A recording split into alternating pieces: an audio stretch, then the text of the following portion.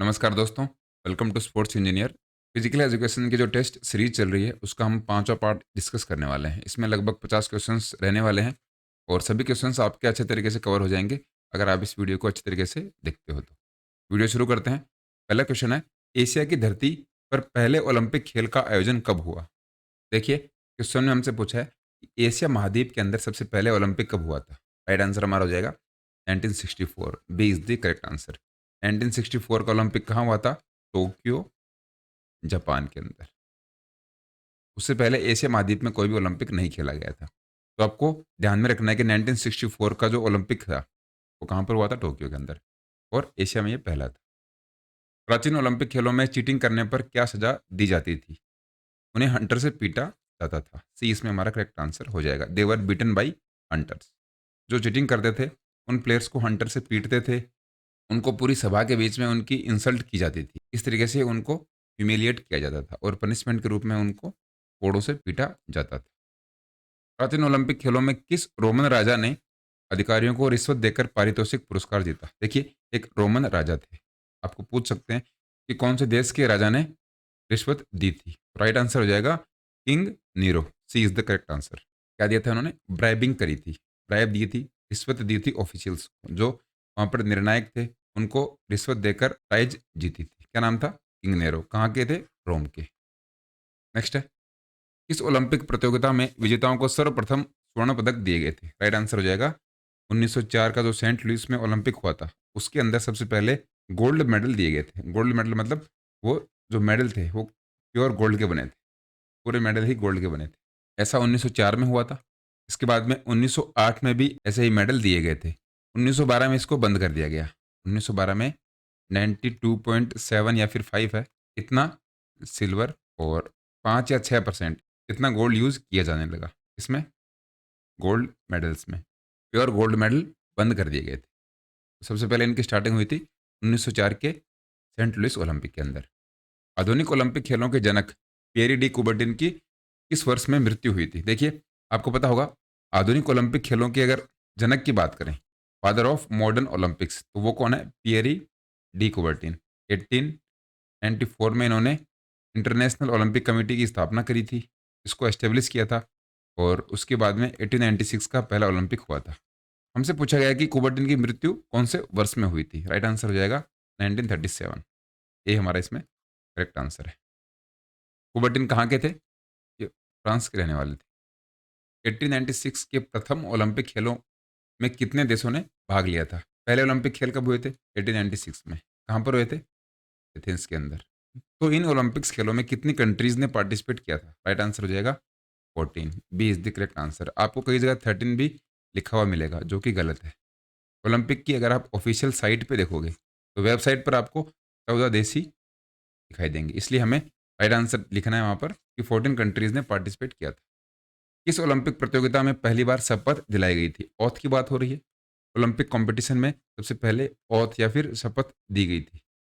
तो 1920 का जो एंटवर्प ओलंपिक था उसके अंदर सबसे पहले शपथ रखी गई थी। इसके बाद में 2000 का जो सिडनी ओलंपिक था, सिडनी ओलंपिक जो कि ऑस्ट्रेलिया में है, उस ओलंपिक में डोपिंग की शपथ ली गई थी। तो इन दोनों शपथ को आप ध्यान में रखिए। 2000 का जो सिडनी ओलंपिक है उसके अंदर डोपिंग की शपथ और 1920 का एंटवर्प ओलंपिक है उसमें ओनली शपथ ली गई थी जो कि अभी तक चलती आ रही है। निम्नलिखित में से कौन सा ओलंपिक आयोजन का स्थल सर्वोच्च ऊंचाई पर रहा है? देखिए, चार ऑप्शंस हमारे सामने हैं। इनमें से हमें ये बताना है कि हाईएस्ट एल्टीट्यूड मतलब सबसे ज्यादा ऊंचाई पर होने वाला ओलंपिक कहाँ हुआ था। राइट आंसर हो जाएगा Mexico. B is the correct answer. Mexico में सबसे ऊंचाई पर ओलंपिक हुआ था और उस ओलंपिक में सबसे पहले हमें देखने को मिला था कि जो मेजबान देश है उसी के एथलीट सबसे ज्यादा मेडल जीत रहे हैं क्योंकि उन्होंने हाई एल्टीट्यूड ट्रेनिंग करी थी। हाई एल्टीट्यूड ट्रेनिंग करने का मतलब है जो हिल स्टेशन है, हिल एरिया है या फिर पहाड़ी एरिया है, वहाँ पर उन्होंने ट्रेनिंग करी। ट्रेनिंग करने से उनकी आरबीसी काउंट बढ़ गया जिससे कि बाकी जो एथलीट हैं उनसे वो आगे निकल गए क्योंकि जब आप हिल स्टेशन या फिर हाई एल्टीट्यूड में ट्रेनिंग करते हो तो ऑक्सीजन वहाँ पर कम होती है और ऐसी कंडीशन में जब आप कंटिन्यूस ट्रेनिंग करते जाते हो तो आपकी आरबीसी काउंट बढ़ जाते हैं जिससे कि आपके परफॉर्मेंस में इंक्रीमेंट देखने को मिलता है। इसलिए मैक्सिको ओलंपिक हाईएस्ट एल्टीट्यूड पे होने वाला ओलंपिक है। इसके बाद में तो हाई एल्टीट्यूड ट्रेनिंग का कंसेप्ट पूरी दुनिया के सामने आ गया था। मैक्सिको ओलंपिक हुआ कब था? ये हुआ था 1968 में, आपको ध्यान में रखना है। निम्न में से क्या सही है? देखिए 4 ऑप्शंस हमें दे रखे हैं। आपको अगर एग्ज़ाम में ऐसा ही क्वेश्चन देखने को मिले, तो आपको समझ में नहीं आएगा कि सबसे पहले तो इसमें पूछा क्या है। तो देखिए 100, 110, 400 और 400। तो आपको ये तो पता है कि 100 मीटर की रेस होती है, लेकिन 110 मीटर की रेस नहीं होती। 110 मीटर की क्या होती है? हर्डल्स होती है। इसका मतलब ये हो गया कि ये जो चारों ऑप्शंस हैं, ये हर्डल्स से संबंधित हैं, हर्डल्स से रिलेटेड हैं। अब देखिए इसमें हमसे पूछा क्या गया है कि 4 ऑप्शंस में से हमें ये बताना है कि सही कौन-सा है। सही होने का मतलब है 100 मीटर की हर्डल के अंदर जो हर्डल की हाइट है वो कितनी होती है? 110 मीटर में ये है, 400 में ये या फिर 400 में ये। बहुत इंटरेस्टिंग क्वेश्चन है। देखते हैं पहले इनकी हाइट कितनी होती है, उसके बाद में हम आंसर पे आएँगे। ये देखिए, ये बात हो रही है हर्डल्स की।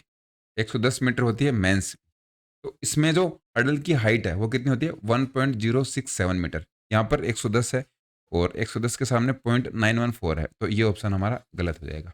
इसके बाद में देखिए 100 मीटर जो वुमेन्स रेस है, वुमेन्स की जो हर्डल रेस है, उसकी जो हर्डल है, उसकी हाइट होती है 0.838 मीटर। यहाँ पर कितनी दे रखी है? 0.762, ये भी ऑप्शन हमारा गलत हो जाएगा। इसके बाद में 400 मीटर जो मेंस रेस है, उसकी हाइट हमें दे रखी है 0.914 मीटर। 400 मीटर 0.914 दोनों में नहीं है, तो एक बार के लिए ये भी गलत हो जाएगा और ये भी गलत हो जाएगा। चारों गलत नहीं हो सकते, राइट आंसर इसमें कोई ना कोई ज़रूर है। तो देखिए राइट आंसर हमारा ये हो जाएगा। 400 मीटर जो वुमेन्स रेस है हर्डल्स में, उनकी जो हर्डल है, उसकी हाइट होती है 0.762। इसका मतलब हमारा ये सी ऑप्शन करेक्ट हो जाएगा। ये देख लीजिए, सी ऑप्शन इसमें हमारा करेक्ट है। इसलिए सी गलत नहीं है, सी हमारा राइट ऑप्शन है। तो इस क्वेश्चन को करने से पहले आपको चारों हर्डल्स की जो हाइट है, वो पता होनी चाहिए। हर्डल्स मतलब बाधा तोड़। जब आप ट्रैक के ऊपर हर्डल्स लगा देते हो और उनको कूद कर रेस पूरी की जाती है, उसको हर्डल्स रेस बोलते हैं। अगर आपको नहीं पता हो तो इसके लिए आपको मैं बता रहा हूँ। और 110 मीटर, 100 मीटर, 400, 400। 400 दोनों में सेम होती है, लेकिन 100 मीटर होती है वुमेन्स के लिए और 110 है मेंस के लिए। इनकी जो हाइट है, उनका आपको ध्यान में रखना है। इसलिए ये क्वेश्चन काफ़ी इंपॉर्टेंट बन जाता है, काफ़ी इंटरेस्टिंग क्वेश्चन भी है। क्योंकि आपको अगर इन चारों की हाइट का पता होगा, तभी आप इस क्वेश्चन को सही कर पाओगे। रक्त विऑक्सीकृत हो जाता है। देखिए विऑक्सीकृत अगर आपको समझ में नहीं आ रहा है, तो आप यहाँ पर डीऑक्सीजनेटेड भी समझ सकते हो। कैसे समझोगे? इसको यहाँ से काट दो। अभी क्या हो गया? ऑक्सीजनेटेड। इसका मतलब इसमें ऑक्सीजन है। और किसी भी चीज़ का अगर हम ऑपोजिट देखते हैं, तो उससे पहले जब डी लगाते हैं, इसका मतलब ये उसका ऑपोजिट हो गया, ये इसका विपरीत हो गया। तो जो ब्लड है, उसमें ऑक्सीजन कम कब हो जाता है? कहाँ पर हो जाता है? ये हमसे पूछा गया है। राइट आंसर देखते हैं, इसके बाद में इसको हम समझते हैं। देखिए, मसल्स में जो ब्लड है, वो डीऑक्सीजनेटेड हो जाता है, मतलब उसमें से ऑक्सीजन निकल जाती है। किस तरीके से निकलती है? देखिए, आपका जो ब्लड है, वो लंग्स हमारे जो फेफड़े हैं, वहाँ से ऑक्सीजन लेकर पूरी बॉडी में सर्कुलेट होता है। पूरी बॉडी में यहाँ से ब्लड चला गया और यहाँ पर हमारी मसल्स हैं, क्योंकि पूरी बॉडी में हमारी मांसपेशियाँ बिखरी होती हैं। यहाँ से ऑक्सीजन लेकर ब्लड आ रहा है। अब ये जो मसल्स हैं, यहाँ पर जब ये ब्लड पहुँचेगा, तो यहाँ पर O2 प्लस ब्लड इस मसल के पास पहुँचेगा। पहुँचते ही ये जो मसल है, मांसपेशी है, इन दोनों को अपने पास रख लेगी और यहाँ से ब्लड जब वापस जाएगा, वापस अपने साथ क्या लेकर जाएगा? Carbon dioxide. इसका मतलब क्या हुआ? जो ब्लड हमारी मसल्स में आ रहा है, उसके साथ में ऑक्सीजन है, लेकिन जब जाएगा तो CO2 लेकर जाएगा, कार्बन डाइऑक्साइड लेकर जाएगा। तो यहाँ पर हमारा जो ब्लड है, उसमें ऑक्सीजन नहीं मिलेगी। यही हमसे पूछा गया है कि ब्लड डीऑक्सीजनेटेड कहाँ होता है? कहाँ पर होता है? मसल्स के अंदर होता है, मांसपेशियों के अंदर होता है। क्योंकि जब ब्लड हमारी मांसपेशियों तक आता है, उसके अंदर ऑक्सीजन होती है, लेकिन जब वापस जाता है, तो ऑक्सीजन नहीं होती, क्योंकि मसल्स उस ऑक्सीजन को और ब्लड को अपने पास रख लेती है। और वापस जब ब्लड जा रहा है हार्ट की तरफ, उसमें CO2 मौजूद रहती है। इस तरीके से आप इसको समझिए। जांघ के सामने की पेशियों को क्या कहते हैं? उनको बोलते हैं क्वाड्रिसेप्स। सी इसमें हमारा राइट आंसर हो जाएगा। आप इंग्लिश के ऑप्शन से अच्छे तरीके से फिजिकल एजुकेशन को पढ़ सकते हो। अगर आपने दिमाग में ये सोच रखा है कि मुझे ओनली हिंदी ही पढ़ना है, हिंदी में ही पूरा फिजिकल एजुकेशन को मुझे समझना है, तो आप इतने अच्छे तरीके से उसको नहीं समझ पाओगे। ये मैं आपको अपने अनुभव से बता रहा हूँ। क्योंकि क्वाड्रिसेप्स जो मसल है, उसका हिंदी में नाम ये देखिए, बहुत ही अजीब सा नाम है। पहले तो इसको आप याद करोगे। ये नाम आपकी याद होना मुश्किल है। अगर हो भी जाता है, तो इसका कंसेप्ट आप भूल जाओगे। थाई की मसल के बारे में पूछा है, क्वाड्रिसेप्स कहाँ होती है, ये हम देख लेते हैं। ये देखिए, आगे के जो मसल्स हैं थाई की, इनको बोलते हैं क्वाड्रिसेप्स। अब इनका नाम क्वाड्रिसेप्स क्यों है? तो क्वाड का मतलब होता है चार, चार मसल्स का ये ग्रुप है। और ये है हैमस्ट्रिंग। हैमस्ट्रिंग पीछे की मसल होती है। आपकी जो थाई है उसके पीछे की मसल्स को हम हैमस्ट्रिंग बोलते हैं। अगर हम हिप की मसल की बात करें तो वो होती है ग्लूटियस मैक्सिमस। और यहाँ पर जो मसल है वो होती है, एक है सोलियस और एक है गैस्ट्रोनेमियस।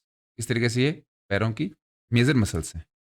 बाकी छोटी छोटी मसल्स तो बहुत सारी होती हैं। एक और देख लेते हैं यहाँ पर, जो टेंडन है वो होता है, कौन सा टेंडन है? Achilles tendon. इस तरीके से ये पूरी गणित होती है जो हमारा लोअर पार्ट है उसकी। ये मोटी मोटी जो टर्म्स हैं ये आपको पता होनी चाहिए। मानव शरीर में सबसे बड़ी पेशी पूछी है, लार्जेस्ट मसल इन दी ह्यूमन बॉडी, वो कौन सी है? Gluteus Maximus. बी इसमें हमारा करेक्ट आंसर हो जाएगा। ये भी हमने देखा है। ये देखिए, ये है ग्लूटियस मैक्सिमस, इसकी बात हो रही है। जो हमारी हिप की मसल है ये हमारी बॉडी की सबसे बड़ी मसल है। इसके बाद हमने कौन कौन सी मसल देखी थी? ये रही गैस्ट्रोनीमियस। ये काफ मसल हम इसको बोल सकते हैं। कहाँ पर होती है? ये जो हमारी पिंडली है इसकी ऊपर की मसल होती है गैस्ट्रोनीमियस। इसके नीचे होती है सोलियस। और ये एक्लिस टेंडन है, इसकी हमने बात करी थी। कहाँ है? ये टखने का टेंडन होता है। कहाँ पर होता है? टखने का, या फिर इसको हम एंकल बोलते हैं। इसके बाद में और कौन से आपके लिए इंपॉर्टेंट है? ये देखिए, ये बाइसेप्स फेमोरिस। कहाँ पर होती है? ये पीछे की साइड में होती है आपके हैमस्ट्रिंग के अंदर। ग्रेसिलियस भी आपकी पैर की मसल होती है। इसके बाद में rectus femoris, Faustus lateralis, sartorius, ये सारी हमारे पैर की मसल होती हैं। सार्टोरियस मसल के बारे में अगर आपको पूछें तो ये हमारी बॉडी की सबसे लॉन्गेस्ट मसल है। लॉन्गेस्ट और लार्जेस्ट में आपको कंफ्यूज नहीं होना है। लार्जेस्ट मसल कौन सी है? Gluteus Maximus. और अगर सबसे चौड़ी मसल की बात करें, ब्रॉडेस्ट, वो कौन सी है? Latissimus dorsi. कहाँ पर होती है? ये हमारी बैक में होती है, पीठ के पीछे होती है लेटिसमस डॉर्सी। पंख की आकार की मसल होती है ये। इस तरीके से हमारे बैक में ये मसल होती है। ये पूरी पैर की मसल है। इनके बारे में और अगर आगे आएगा इनको हम अच्छे तरीके से डिस्कस कर लेंगे। नेक्स्ट है, पेशियां बदल देती हैं। क्या बदलती हैं? रासायनिक ऊर्जा को यांत्रिक ऊर्जा में बदलती हैं। डी ऑप्शन हमारा करेक्ट हो जाएगा। इसको समझते हैं किस तरीके से होता है। मान लीजिए आपकी मसल है, आपको अपनी मसल से काम करवाना है, तो काम आप कैसे करवाओगे? करवाने के लिए सबसे पहले मसल में आपकी प्रोटीन होता है, बहुत सारे मिनरल्स होते हैं। तो आपका जो सीएनएस है, सेंट्रल नर्वस सिस्टम है, केंद्रीय जो स्नायु तंत्र है, उससे आपने कोई सिग्नल दिया मसल को कि आपको ये काम करना है। काम करने का मतलब ये है कि सामने आपकी एक बाल्टी पड़ी है, उसको उठाकर लेके आना है। आपने अपनी मसल को ये ऑर्डर दे दिया, लेकिन मसल उस काम को नहीं करेगी। तब तक नहीं करेगी जब तक कि मसल के अंदर जो एटीपी है वो एनर्जी नहीं बनाएगी, उसको ताकत नहीं देगी। तो ये जो पूरा अंदर प्रोसेस चल रहा है, इस प्रोसेस को हम बोलते हैं केमिकल प्रोसेस। और इस पूरी प्रोसेस के अंदर जो एनर्जी निकलती है उसको हम केमिकल एनर्जी बोलते हैं। और केमिकल एनर्जी को अगर हिंदी में बात करें उसको बोलते हैं हम रासायनिक ऊर्जा। अब रासायनिक ऊर्जा मिल गई। रासायनिक ऊर्जा के बाद में जब ये मसल इस काम को करेगी, मतलब ये यहाँ पर जो बाल्टी पड़ी है इसको उठाएगी, ये हमारी हो जाएगी यांत्रिक ऊर्जा। यांत्रिक मतलब जब हम चल रहे हैं इसको मैकेनिकल एनर्जी में चेंज कर दिया। इस तरीके से आप इसको समझिए। ये मांसपेशी है यहाँ पर, ये क्या है? मसल है। तो मसल ने क्या किया? केमिकल एनर्जी को मैकेनिकल एनर्जी में चेंज कर दिया, मैकेनिकल एनर्जी में बदल दिया। नेक्स्ट है, मानव अस्थि के मुख्य तत्व हैं, कौन कौन से हैं? कैल्शियम और फॉस्फोरस। इन दोनों से मिलकर बनी है हमारी बोन। ये आपको ध्यान में रखना है।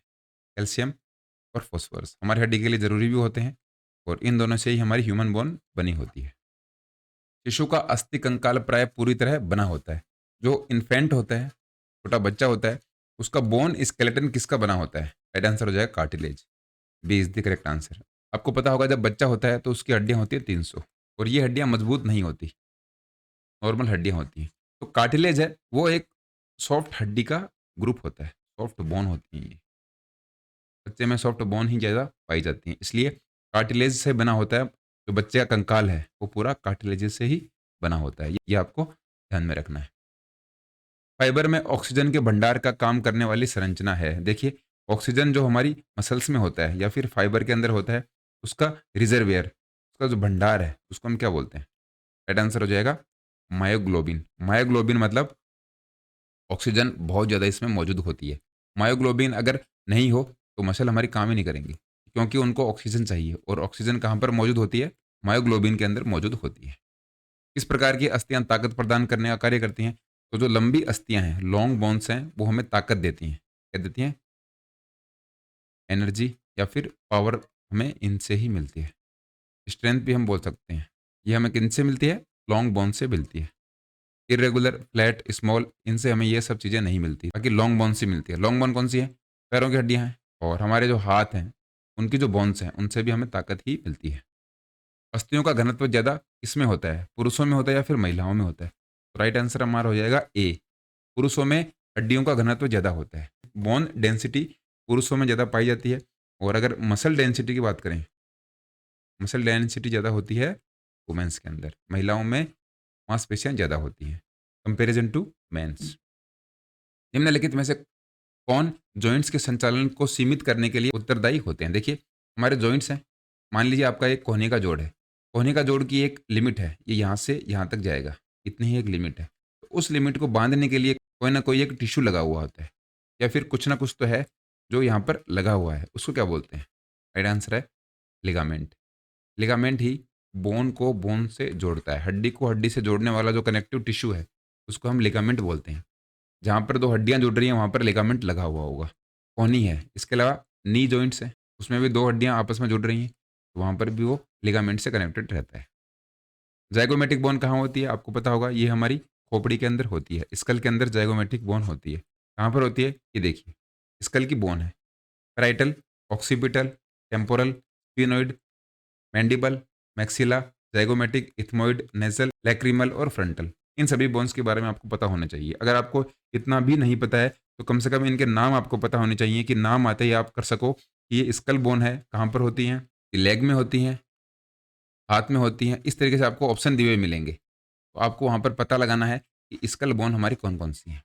तो सबसे पहले जो कपाल की अस्थियाँ हैं या फिर स्कल बोन है, ये है EFOSPT। ये इसका फ़ॉर्मूला है। इसको इस तरीके से आप याद कर सकते हो। ये 1, 2, 3, 4, 6 और 2, 8। ये 8 बोन होती हैं हमारी स्कल बोन। इसके बाद में फेशियल बोन आ जाती हैं, जो हमारी चेहरे की हड्डियाँ हैं, वो हैं 14। 14 और 8, ये 22 हड्डियाँ टोटल हमारी स्कल बोन्स के अंदर आती हैं। इन सभी को आपको ध्यान में रखना है। फेशियल बोन्स है 14, और EFOSPT ये हमारी कौन-सी हैं? स्कल की बोन है। इसमें देखिए, ई का मतलब है इथमॉइड। इथमॉइड कहाँ पर है? ये रही इथमॉइड। इसके बाद में है फ्रंटल, ये रही फ्रंटल। इसके बाद में ऑक्सीपिटल, ये भी एक होती है। और इसके बाद में स्पिनोइड, ये भी एक है। और पी और टी, आप फिजिकल एजुकेशन टीचर हो, इसका मतलब पीटी से आप ध्यान में रखिए, ये 2-2 होती हैं। ये यहाँ पर पैराइटल है, और टेम्पोरल ये रही, ये 2-2 होती हैं। इस तरीके से टोटल 8 बोन होती हैं स्कल के अंदर, और 14 हड्डियाँ होती हैं फेशियल के अंदर। इनके भी बहुत सारे नाम हैं, लेकिन अभी हमें क्या देखना था? ज़ाइगोमेटिक बोन। ज़ाइगोमेटिक कहाँ होती है? चेहरे में होती है। और ये पूरा जो एरिया है, इसको हम स्कल भी बोलते हैं। नेक्स्ट है, कोहनी के फ्लेक्शन किसके द्वारा होता है? बहुत ही सिंपल सा क्वेश्चन है। राइट आंसर हो जाएगा बाइसेप्स मसल्स के द्वारा। ये देखिए, बाइसेप्स मसल्स हैं, ये करती हैं कोहनी का संकुचन या फिर फ्लेक्शन ऑफ एल्बो। आपको इन सभी में ये पता होना चाहिए कि फ्लेक्शन और एक्सटेंशन क्या होता है। जब कोई भी जॉइंट है, उसका एंगल अगर कम हो रहा है, इसका मतलब वो फ्लेक्शन है या फिर संकुचन है। और वो एंगल अगर बढ़ रहा है, इसका मतलब वो है एक्सटेंशन। अगर हम कोहनी को मोड़ रहे हैं, वो उसका फ्लेक्शन है, और कोहनी को हम सीधा कर रहे हैं, वो उसका एक्सटेंशन है। इस तरीके से आप इसको समझिए। बाइसेप्स मसल्स काम करती हैं फ्लेक्शन में, और एक्सटेंशन में ट्राइसेप्स मसल्स काम करते हैं। ट्राइसेप्स मसल्स कहाँ होती हैं? बाइसेप्स मसल्स के पीछे होती हैं। आपकी जो ह्यूमरस बोन है, उसके पीछे होती हैं ट्राइसेप्स, और इसके आगे होते हैं बाइसेप मसल। बाइसेप का मतलब है, ये 2 मसल्स का ग्रुप है। और ट्राइसेप्स जो मसल है, वो कितना है? 3 मसल्स का ग्रुप होता है। इस तरीके से आप इसको समझ सकते हो। नेक्स्ट है, हिप जॉइंट का सबसे मजबूत लिगामेंट कौन-सा है? बहुत इंपॉर्टेंट क्वेश्चन है, बहुत बार पूछा गया है, लेकिन इसके बारे में आपको पता होना चाहिए। राइट आंसर हो जाएगा iliofemoral. B is the correct answer. कहाँ पर होता है? ये देखिए, ये है इलियोफेमोरल। कहाँ पर है? ये आपकी जो हिप बोन है, हिप बोन को फीमर बोन से जोड़ने के काम आता है। इसका भी आपको ध्यान रखना है। ये है फीमर बोन, जो कि हमारी सबसे मजबूत बोन में से मानी जाती है, और इसको जोड़ने के काम आता है इलियोफेमोरल। सबसे मजबूत हमारा लिगामेंट होता है हमारी पूरी बॉडी के अंदर ही। किस प्रकार का लीवर आर्म के लिफ्ट में सर्वाधिक प्रभावकारी है? बहुत ही सिंपल सा क्वेश्चन है। राइट आंसर हो जाएगा थर्ड क्लास लीवर। देखिए, ह्यूमन बॉडी की अगर बात करें, तो हमारे जो शरीर है, इस शरीर के अंदर सबसे ज़्यादा थर्ड क्लास लीवर ही पाया जाता है। तो आपको अगर कुछ भी समझ में नहीं आ रहा है, इसमें कौन सा लीवर होगा और ह्यूमन बॉडी दे दी, तो आप थर्ड क्लास लीवर तो अगर आपको तुक्का मारना है तो वहाँ पर आप करके आ सकते हो। लेकिन अगर आपको पता है, आपके कंसेप्ट क्लियर हैं, तो वहाँ पर आप थोड़ा दिमाग लगा के सही तरीके से करें। तो हमें इस क्वेश्चन में यही पूछा था कि मोस्ट इफेक्टिव है को उठाने के लिए कौन सा लीवर है? Third class lever. बाँह का ऊपर उठाने और नीचे कौन-सी मांसपेशी मुख्य शामिल होती है? देखिए, हमारी जो आर्म है, उसको नीचे और उसको राइज़ करने के लिए, उसको ऊपर उठाने के लिए मेनली इन्वॉल्व कौन-सी मसल होती है? ये हमसे पूछा गया है। राइट आंसर हो जाएगा rotator cuff muscle is the correct answer. देखते हैं कहाँ पर होती है, किस तरीके से काम करते हैं, कितने पार्ट की होती है? ये देखिए, rotator cuff muscle total SITS 4 muscle से मिलकर बनी होती है। सुपर स्पिनेटस मसल है, इंफ्रा स्पाइनेटस मसल है, टेरेस माइनर है और सब स्कैपुलरिस मसल है। इस तरीके से 4 मसल्स का ग्रुप होता है ये rotator cuff of the shoulder. SITS से हम इसको डिनोट करते हैं। बहुत ही इंपॉर्टेंट क्वेश्चन है, इसको आपको ध्यान में रखना है।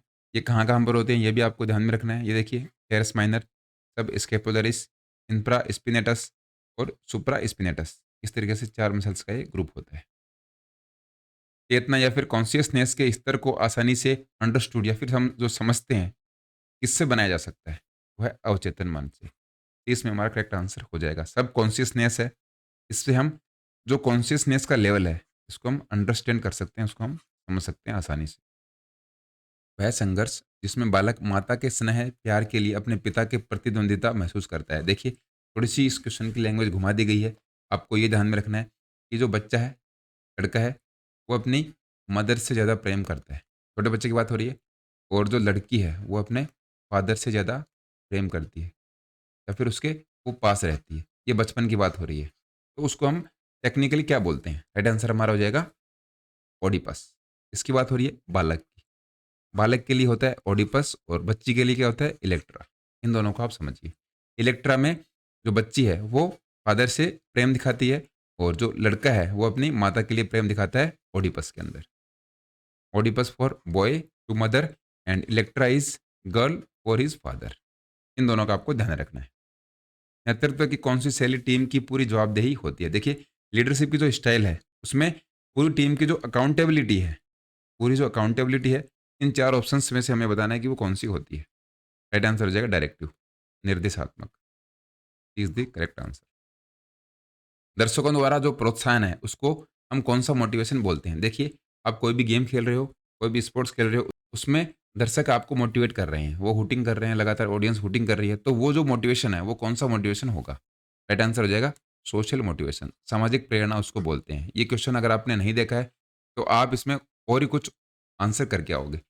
लेकिन वो सामाजिक प्रेरणा ही होता है, जब दर्शक आपको प्रोत्साहित करते हैं ग्राउंड के अंदर।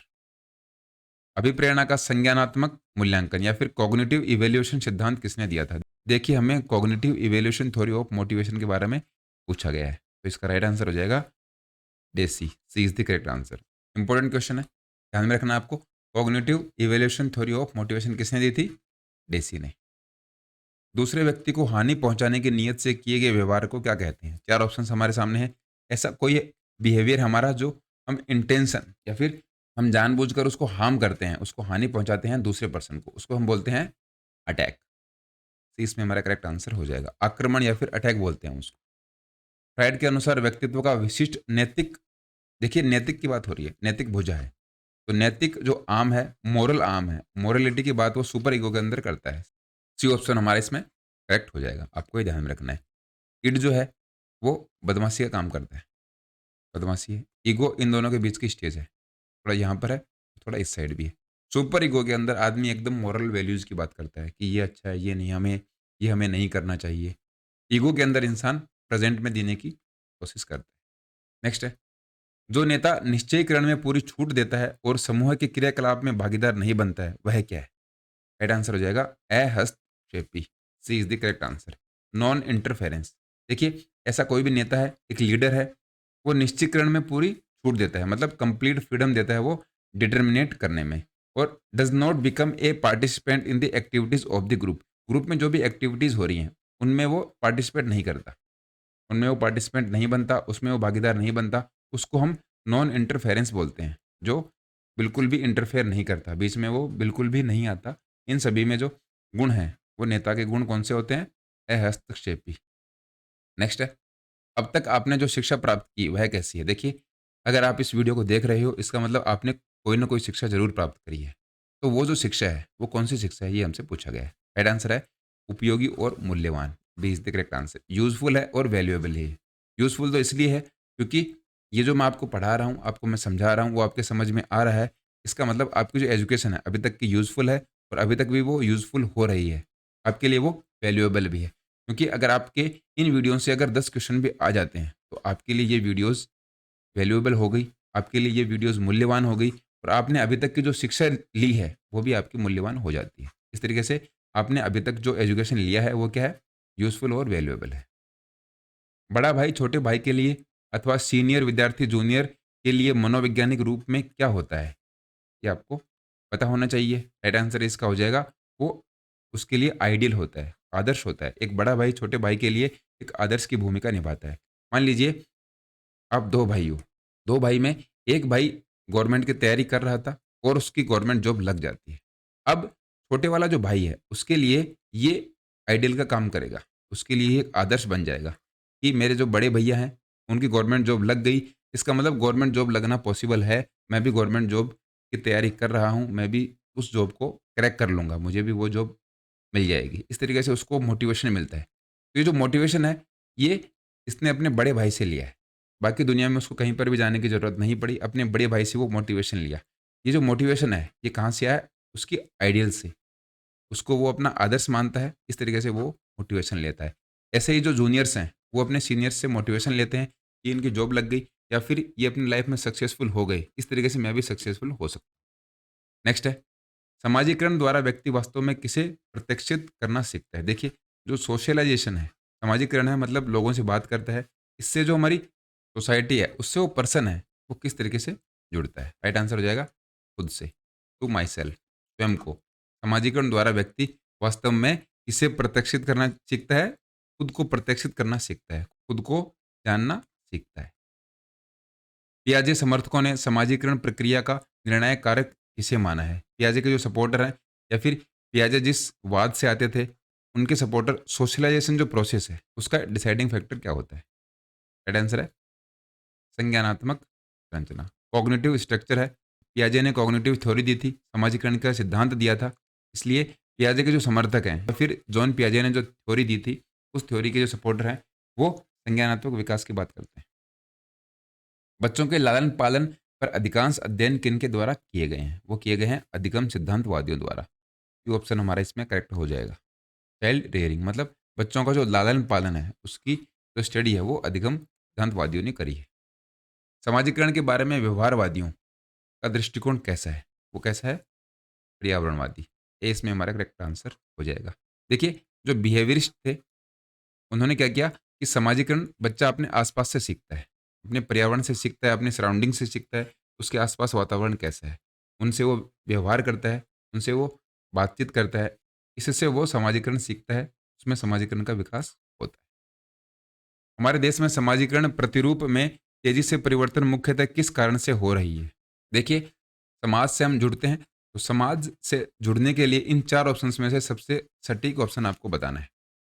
राइट आंसर हो जाएगा जन माध्यम के विस्तार के कारण। C is the correct answer. Due to the expansion of mass media. आजकल सोशल मीडिया है, टीवी, न्यूज़पेपर ये सारे मास मीडिया का काम करते हैं। तो ये भी एक कारण है समाजीकरण का। सोशलाइजेशन पैटर्न को हमारे देश में फैलाने का ये भी एक बहुत ही बड़ा कारण है। निम्नलिखित में से समाजीकरण कहाँ होता है? हर जगह होता है। परिवार में भी होता है, स्कूल्स में भी होता है और हमारा जो फ्रेंड्स ग्रुप है, वहाँ पर भी समाजीकरण चलता रहता है। ये सोशलाइज़ेशन के अंदर आता है। आपका जो सोशलाइज़ेशन है, जहाँ पर भी 5-6 लोग या फिर 2 से 3 लोग होते हैं, वो सोशलाइज़ेशन की कैटेगरी के अंदर आ जाता है। डंबल शब्द का क्या अर्थ है? देखिए, डंबल कैसा होता है? ये इस तरीके से एक रॉड है और यहाँ पर और एक यहाँ पर। इस तरीके से ये डंबल होता है। डंबल शब्द है, इसका अर्थ क्या है? ये हमसे पूछा गया है। कहीं न कहीं से तो इसका अर्थ लिया गया होगा। तो राइट आंसर इसका हो जाएगा 2 सिरा भार, डबल एंड लोड। ये देखिए, डबल मतलब एक ये एंड हो गया और दूसरा एंड ये हो गया। दोनों एंड पर क्या है? लोड है, मतलब भार है। इसी को बोलते हैं डंबल। इसका मतलब होता है ये। डंबल का प्रयोग मुख्य रूप से आरंभ हुआ था। कहाँ पर हुआ था? वेस्टर्न कंट्रीज़ में हुआ था। सी हमारा इसमें राइट आंसर हो जाएगा। डंबल्स आपने देखे होंगे, जो हम पीटी करते हैं, उसके अंदर डंबल्स यूज़ होते हैं, वो सबसे पहले पश्चिमी देशों में यूज़ किए गए थे। इस क्वेश्चन को ध्यान रखना है, इंपॉर्टेंट क्वेश्चन है, ऐसा एग्ज़ाम में पूछा जा सकता है।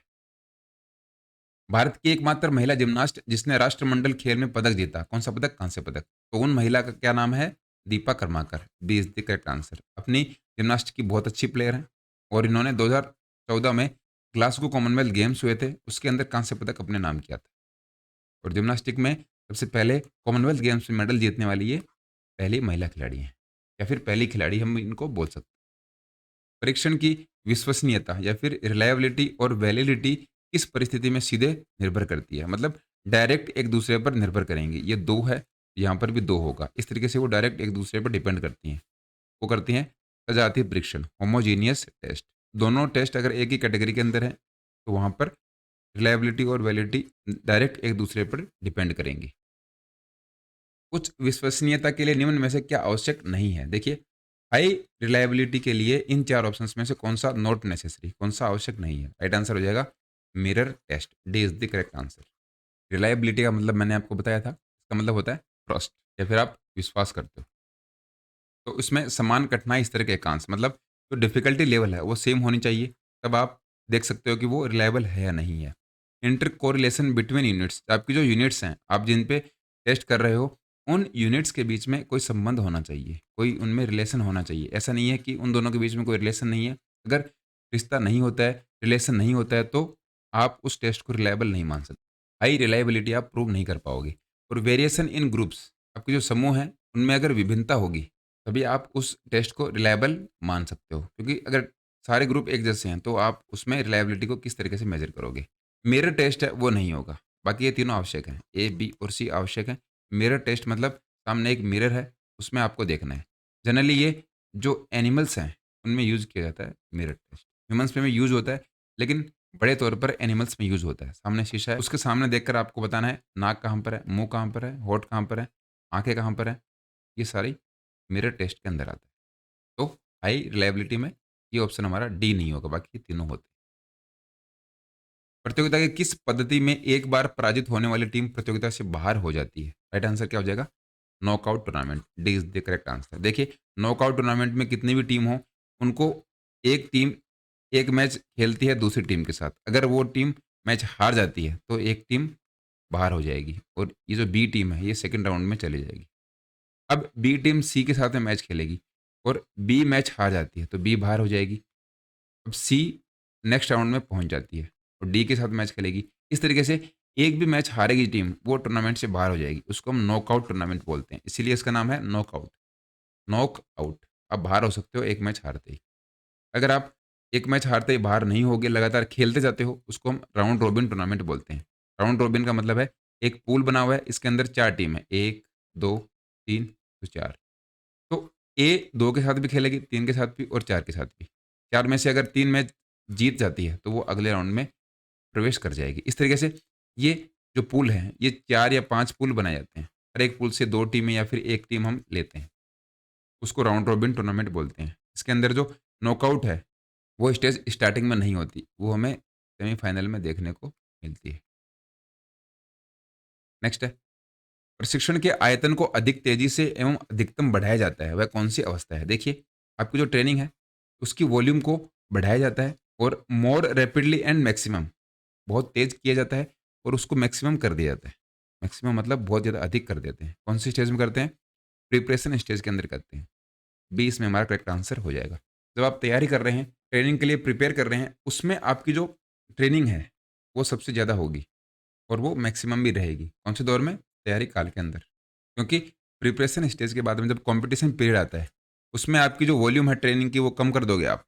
क्योंकि आपको थोड़ा रेस्ट भी चाहिए, आपकी मसल्स रेस्ट भी माँगती हैं, जिससे कि आप कॉम्पिटिशन में अच्छा परफ़ॉर्म कर पाओ। इसके बाद में जो तीसरी स्टेज है पीरियडाइज़ेशन की, वो आती है रिलैक्सेशन स्टेज। उसमें आप टोटल रेस्ट करते हो। इसमें आपकी मसल, आपकी पूरी बॉडी वापस रिकवर होती है। इसलिए जो प्रिपरेशन पीरियड है, उसके अंदर ही आप सबसे ज़्यादा ट्रेनिंग करते हो, सबसे ज़्यादा अपनी जो मसल्स हैं, उन पे काम करते हो, जिससे कि आपको कॉम्पिटिशन में हेल्प मिल सके। तो बस फिलहाल इस वीडियो में इतना ही। आई होप आपको सभी क्वेश्चंस अच्छे से समझ में आए होंगे। अगर आपको इस वीडियो की पीडीएफ चाहिए, तो टेलीग्राम पे चैनल है स्पोर्ट्स इंजीनियर नाम करके, वहाँ पर आप सीधा कनेक्ट हो सकते हो। इस वीडियो के डिस्क्रिप्शन में भी उसका लिंक मिल जाएगा, वहाँ पर क्लिक कीजिए, वहाँ पर आपको इस वीडियो की पीडीएफ मिलेगी और पीडीएफ में आपके आंसर्स नहीं होंगे। आंसर्स इसलिए नहीं दिए जाते क्योंकि वीडियो देखने के बाद आप अपने आप को उसमें चेक कर सकते हो, आप अपना टेस्ट लगा सकते हो, इसलिए वहाँ पर आंसर्स नहीं दिए जाएँगे। अगर आपको डाउट रहती है तो वापस वीडियो में देख सकते हो कि इसकी आंसर क्या थे या फिर इसका एक्सप्लेनेशन क्या है, इसलिए वहाँ पर आंसर आपको नहीं मिलेंगे। तो बस फिलहाल इस वीडियो में इतना ही। धन्यवाद।